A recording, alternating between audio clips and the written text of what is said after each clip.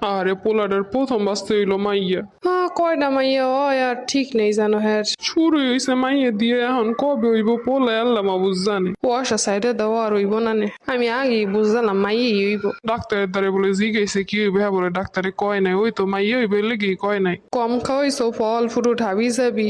বুঝলাম মনে হয় পোলাই হইব।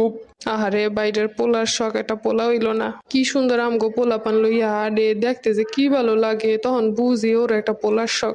আর কোশ না, পোলাটার কপালে কি আছে আল্লাহ জানে। বাচ্চা মেয়ে হয়েছে এর জন্য সবার মুখ কালো। বাচ্চা কি কেউ নিজে থেকে পয়দা করে আনে, আর মেয়ে বাচ্চা কি হইতে পারবো না? হ্যাঁ বাচ্চা কাছে হয়ে গেছে, এখন রং বাদ দিয়ে ওই ডাটা শুরু করো। ঘরের কাজ কাম সব ফালাই নিয়ে, এতদিন তো অসুস্থতার রঙের শেষ নেই। ভাবছিলাম একটা বংশ দাঁড়াইবো, হ্যাঁ তা রইলো না। মাই হইছে একটু বড় টড়ো বানাইয়া টাকা পয়সা খরচ করে এবার বিয়ে দিয়া দেওয়ান লাগবো। হ্যাঁ কি কমা, খালি কি এই ডু হে পর যে বিয়ের সময় যত জিনিসপত্র যা কিছু দেওয়ান লাগবো না, হ্যাঁ এরপর যে আয়োজন অনুষ্ঠান করা। একটা পোলা আইলে কি হইতো? পোলাটার কপালটাই খারাপ, কি আর করবো। এটা পোলা হইলে দ্রুত চাকরি বাকরি করতো, আমার পোলাটাও বইয়ে বইয়ে খাইতে পারতো। আমার পোলাটার মনে হয় আর পুতের ইনকাম খাওয়া হইলো না। আগেই কইছিলাম এই মেয়ে আইন না, গো বংশে সব মাইয়া। আহারে আমার বাচ্চাটা দুনিয়ায় আইলো আর কত কথা শোনা লাগতাছে। বাচ্চাটা বড় হইলাম কি জবাব দিব, হওয়ানোর পর সবাই কেমন আচরণ করছে। এই নিষ্পাপ বাচ্চাটাই নিয়ে এত কথা বলার কোনো মানি হয়? দেহ দি বাচ্চাটার কেমন উতলা থুয়ে দিছে, গার উপরে কি কাপড় চোপড় কিছু দেওয়া যায় না? আম্মা আমি এখনো পর্যন্ত নড়তে পারি না ব্যথায়।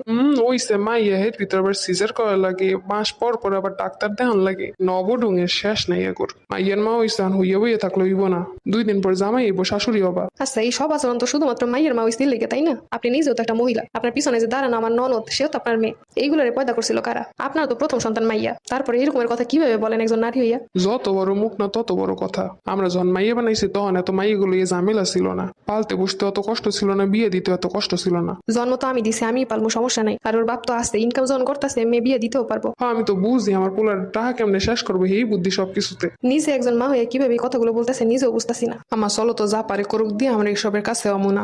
আরে বাচ্চাটার গায়ে জ্বর চলে আইছে, আর হেরে এখন এমন করতেছে। আমার বাচ্চাটার গায়ে জ্বর আইছে। মাই হইছে এখন কতটা হইব অনেক, খালি জ্বর না, ঠান্ডা পানি দিয়ে গা মোছাই দাও বারবার, এমনি জ্বর চলে যাইব। এই ঠান্ডার সময় এখন মাইয়ের গা মোছাই দেবো ঠান্ডা পানি দিয়ে? ঠান্ডা পানি দিয়ে গা না মোছাইলে জ্বর যাইব কেমনে? আমা তুমি কিছু কই না তো, যারা বেশি বুঝে যারা বেশি বোঝালো ই থাও।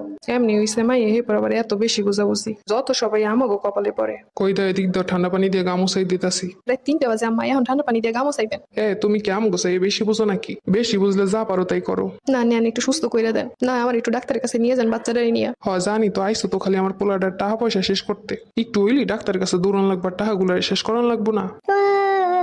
আরে বাচ্চারা সিলাইতেছে ঠান্ডা পানি দিয়ে গা মোছাইতেছে লেগা, কি যে করবো নিরূপ এখন আমি। এরা যা করতেছে তাই মাইনে নেওয়া লাগতেছে। আমার সাথে সাথে আমার মায়েরও কপাল পোড়া। আম্মা বাচ্চারা দিয়ে কেমনি কেমনি শ্বাস নিতেছে, বাঁচবে তো? কেমন যেন করতেছে আসলেই। ল তাইলে তাড়াতাড়ি তাইলে ডাক্তারের কাছে নিয়ে যাইতে কো, নাইলে শব্দ সামগো পড়বে আনে। ঠিক কইছো, তাড়াতাড়ি লইয়ে যা। ডাক্তার বলছে বাচ্চাটা নিউমোনিয়া হয়ে গেছে, অনেক বেশি ঠান্ডা লাগছে কেমনে জানো। তোমার আম্মার বোন রেখো আর একটু ঠান্ডা পানি দিয়ে গা মোছাইতে, তাইলে সুস্থ হয়ে যাইবো। হেরা রাত 3টা থেকে গা মোছাইছে ঠান্ডা পানি দিয়া। আর কিছু হইলি বলে মাই হইছে, চুপ করে থাও।